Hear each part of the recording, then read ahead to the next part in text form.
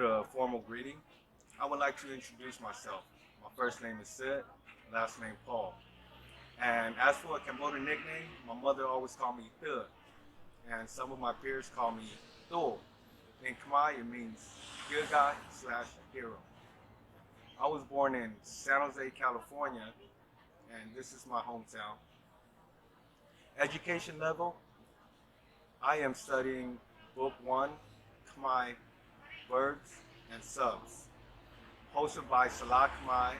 It's a non-profit organization where we only have one teacher and a few other teachers that's teaching kids and adults at the same time at inside San Jose Public Library. As for my family background, my parents from Battambang, Cambodia, and I have three older sisters and three younger brothers. I am the middle child, and today's video is an interview project presented by Camb from Nothing. Thank you. Back in history during the 1970s to 1975, the Khmer Rouge regime took over Cambodia. As of today, also known as the Cambodian genocide. And my father always used to tell me stories that the Khmer Empire, Cambodia, used to be one of the most largest Southeast Asian continent country until the Khmer Empire collapsed and the regime took over, which had an advantage of other countries, borders from Cambodia, to take our land piece by piece, little by little. And my uncle always used to tell me stories of how he fled from the Khmer Rouge. He had my eldest cousin at that time and had him on a piggyback ride, escaping the Khmer Rouge. And while my eldest cousin was riding on my uncle's back, during those landmines, the field, bullets was flying, AK-47 shells, and one hit him on the right leg and crippled him for the rest of his life. That was a couple stories from my father and my uncle. And also I have a voice interview from my mom's side of the story, as much as she can remember. Also, I would do my best to interpret it. I am bilingual, but fluently in Khmer. Speaking Khmer, it's really challenging for me. I also speak slang from the ghetto cultures, living in poverty. Also, since I became a published author, I do speak spoken words of poetic language. And here it goes.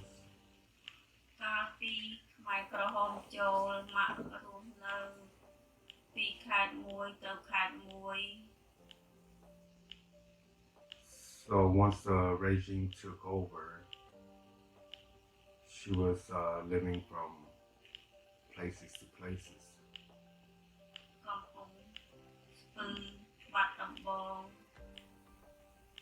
The city, province, Battambang, Cambodia.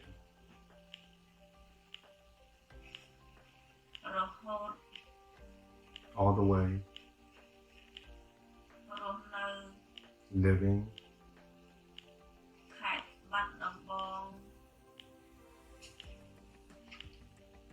still living at Battambang during those moments as of the regime taking over.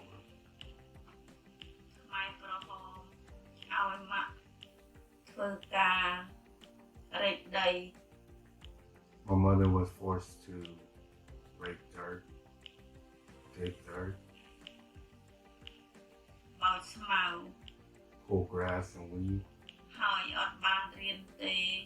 and not eligible for education until that's when the Khmer Rouge stopped collapsing, and Vietnamese citizens also came to the border.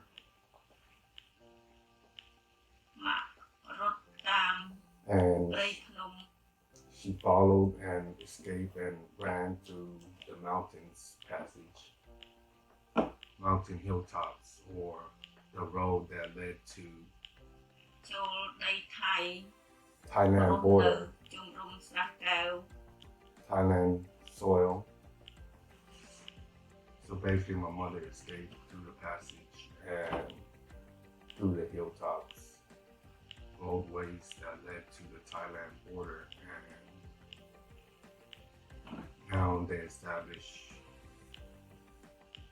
the movement and the fully escape towards Thailand's soil and living in the province, which I am unable to interpret.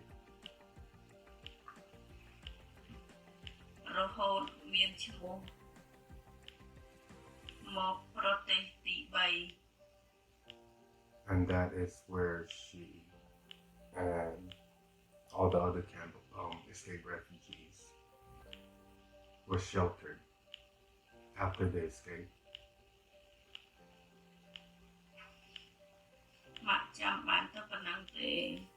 And that is all she can remember. Thank you. Meanwhile, while the regime collapsed in Cambodia, my parents ended up in PI, Philippines Islands, where my sisters were born. One of my sisters were born. And in 1980, President Jimmy Carter signed the Refugee Act, and my parents relocated here in San Jose, California. I was born in O'Connor Hospital, and we established here in the Pokeway Apartments back in 1980s. Also with the Cambodian communities, where all the refugees, the escaped refugees, family members, the Cambodian community we established here. It was a big population, and from how it looks now, it's been remodeled. We're going back in the 1980s, back in history, where it used to be one of San Jose poverty apartment complex. There was dirt field where we used to play a Cambodian game called Boo. It's like a metal ball. You roll it, you hit each other. Talk about a little bit of Cambodian tradition games. We used to make jump ropes out of rubber bands and play when we was kid. It was a great Cambodian community. Everything was fine. Marble was in style, and yeah, we used to shoot marbles right here down on the sidewalk where it used to be dirt field. And we used to play Bahlo. It's a coin toss game. It's pretty fun. And like any other poverty, life in poverty, the environmental justice and stuff, there was racial profiles, other ethnicity came. There's turf wars, there's gang wars. Many lost their lives to the system, lives behind the wall, pain and suffering. And it's hard growing up with no models, where it's just a classical world where we're only used to seeing black and whites on TV screens. And I just want to tell this story, how it is, the trials and tribulation, the ramification through it all. And yeah, without no role model, it's hard for immigrants, minorities growing up. And I just wanted to share where we came from to inspire others, especially relevant souls that I've been through it, that I've experienced it. And for most importantly, I don't want future generations to suffer what I've been through. And if so, you are most likely to experience what I have experienced. I just want to let you guys know, Khmer souls, relevant souls, ghetto souls, my ghetto childrens, that there are resources nowadays, private organization, nonprofit organizations to get through, so you won't suffer as much as I did or anyone else with life as an injustice. And this is how it is growing up as an Asian American here in San Jose, California. The story of my life, working on book 2, coming soon for publication. I am a self-publishing author, wrote the book titled Sut Phal, Life is Free Verse. And in this neighborhood, I want to story out that this is what happened, this is how it all started. I was locked up for a crime I didn't commit. One day they picked me up from school. I thought I was going on a field trip with the law enforcement officers, and somehow I end up being detained and sentenced. Here's a long story, but long story short, while I was doing time, that's when everything hit me. I was able to make a phone call, and while I was making a phone call, that phone call, it was in disbelief. I got on the phone with my father, and he got on the phone, and his last word was, "Make Haidingai." In translation, that was in Khmer, and it means, "Did you learn your lesson?" And I was a child then, and I couldn't explain myself that I was innocent, and I choked up over the phone. And while I was transported to a different facility, I received an emergency phone call. That's when my father took his very last breath. And that moment on, I got out, I lost my freedom, I lost my father, and I lost my childhood. Adapting back into society and growing old and growing wiser. At that time, I was a child, and as I grew out older, it hit me like I had rights. There was no support, there was no resources then. So everything as I did now is from experience, because carrying that guilt, carrying that weight, for a child, that was too much. And I am sharing my stories and experience to let everyone know that I've been through it, and every day since that day I challenge myself, and I am blessed to have this moment to share it with everyone, share it with the globe, share with the empowerment of the Cambodian community, and becoming that poetic justice about life of the injustice. Yes, so currently I am working for a technology company here in San Jose, California, Silicon Valley. Also, as a business, I actually own a marketing page, which is Work of Art Golden System on Instagram.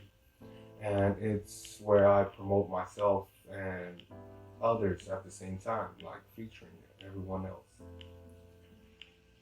Also, I do promote myself in other platforms such as LinkedIn and Twitter.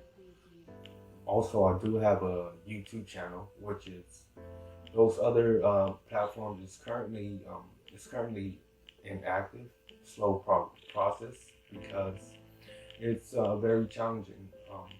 I work night shift, and I am a full-time student, but I took a break this semester. I'm just more focusing on promoting myself at the moment and stability. It's very expensive living here out in the Bay Area. And what I'm most proud of is my achievement. I mean, living in poverty, I used to be an artist, and as of today, I am a published author. also a published poet, and I am proud that I am able to story out my experiences for the globe, globally, locally, and that is what I'm most proud of, writing my own book. And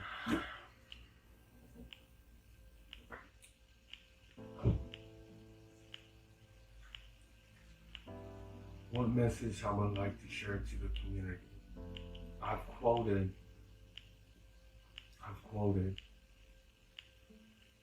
what's the world without bridges?